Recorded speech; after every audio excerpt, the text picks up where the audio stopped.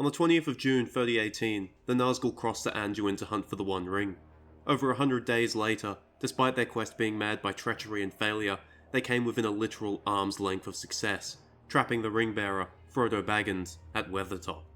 But just as success seemed guaranteed, the Nazgul retreated, losing track of the ring-bearer, which ultimately allowed him to make it to the safety of Rivendell.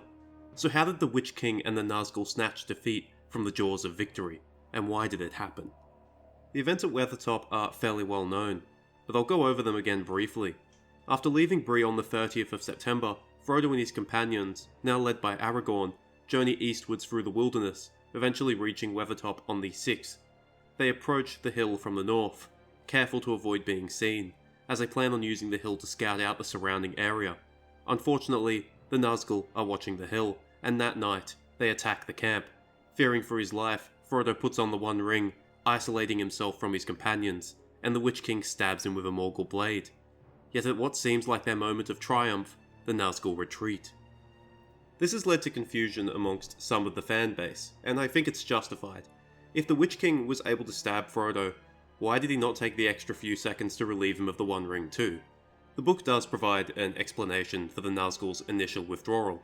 The moment Frodo is stabbed, Aragorn attacks with 2 flaming brands, and the Nazgul, who hate fire, are forced to retreat.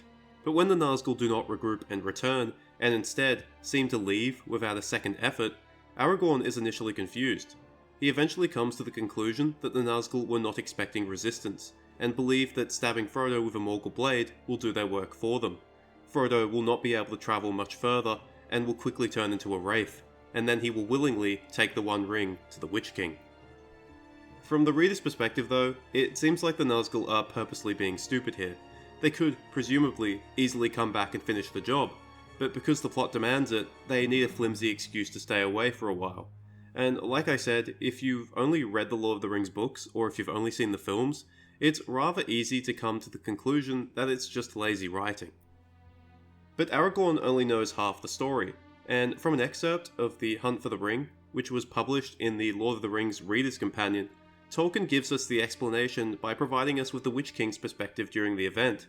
We learn that the Witch King and the Nazgul didn't retreat from Weathertop because of hubris or laziness or stupidity, but because they were actually confused and afraid. Before the events of the Sixth, we learn that the Witch King was already quite shaken due to the events of the Third. What happens on the Third? Gandalf is attacked by the Nazgul on Weathertop. Frodo and Aragorn actually see this from a distance. They see flashes of light which resemble lightning in the eastern sky, and this continues on for several hours, clearly indicative of quite a violent, prolonged struggle. In the end, Gandalf is able to hold the Nazgul off until dawn, and ends up fleeing northwards.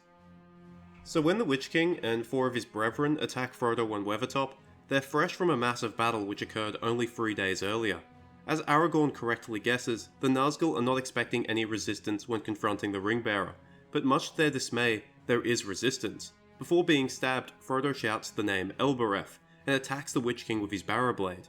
Then Aragorn attacks them with fire, forcing them to retreat. To us, this seems like rather minimal, desperate resistance, but that's not how the Witch King views it. You see, after Weathertop, the Witch King has something of an existential crisis. Firstly, the Witch King is initially very confused to see that the Ringbearer is a hobbit. He was expecting it to be the man who was leading them, Aragorn. Speaking of Aragorn, his presence frightens the Witch King.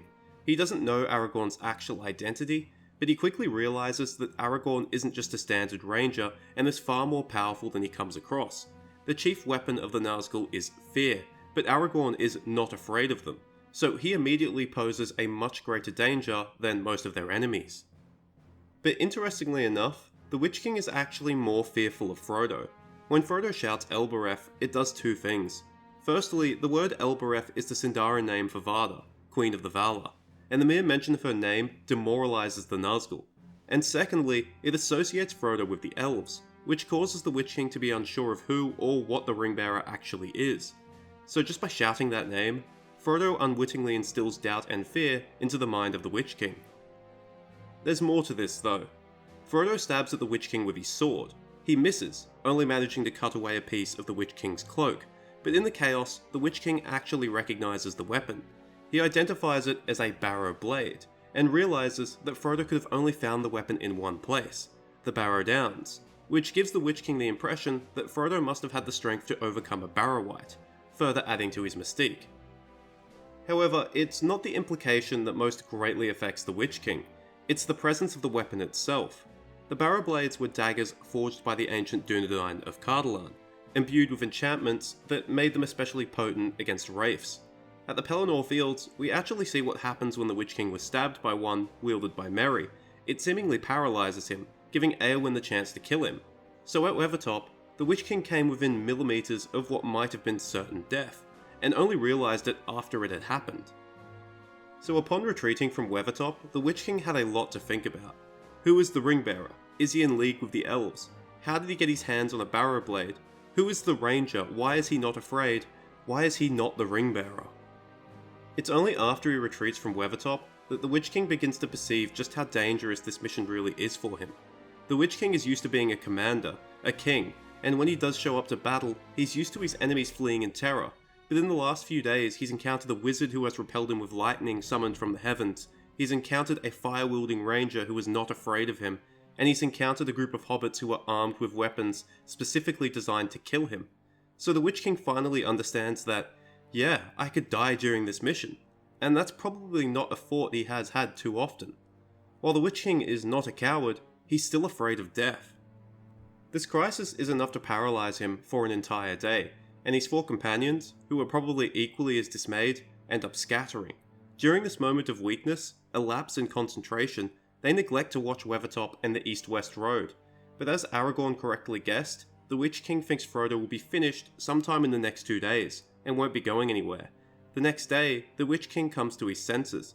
Although he is afraid of Frodo and Aragorn, he's more afraid of Sauron, and his mission is not yet complete. However, it turns out the Witch King has made a grave mistake. During the night of the attack, Aragorn and the hobbits cross south of the east-west road. The Nazgul have lost track of them. From that point on, things go from bad to worse for the Nazgul. Aragorn and the hobbits painstakingly venture through the rough wilderness, but they still have to cross the last bridge of the Mathithel, which the Nazgul block. Unfortunately for them, Elrond unleashes Glorfindel on them, and he drives them from the bridge, ensuring its safety. He eventually finds Frodo, and with his help, he makes it to Rivendell on time to receive treatment. The Witch King expected Frodo to last 2 days at most. Instead, he lasts 14. At the ford of Bruinen, the Nazgul are washed away by a flash flood summoned by Elrond, ending their disastrous hunt for the ring. Weathertop really was one of the most important parts of the War of the Ring. It's the closest Sauron got to victory. If the Witch King had managed to seize the One Ring, it would have been game over for the Free Peoples. And realistically, the Witch King should have seized the One Ring. It was 5 Nazgul against 1 Ranger and 4 terrified hobbits. But a combination of different factors led to the Witch King being overwhelmed by fear and doubt, causing him to temporarily neglect his mission. That temporary moment of weakness was enough, and despite being cornered, the Ringbearer and his companions escaped, and managed to elude the Nazgul until help arrived.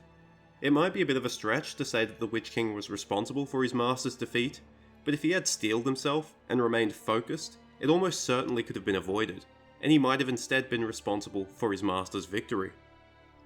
Thank you for watching. I hope you enjoyed it or at least found it interesting. Let me know if you want more content about the Nazgul. As I have discovered, they are quite a popular part of the Legendarium, but at the same time, there's a lot of misconceptions about them. Thank you to my patrons, Habimana, Ben Jeffrey, Karadifson, Harry Everett, Mushtaba Rowe, Mo L, Paul Leone, Patricia Barbosa, MNCB10, and Andrew Welch. Your help is much appreciated. If you wish to donate, the link is in the description below. Cheers, farewell, and remember, if the Nazgul are afraid of dying, you're allowed to be as well.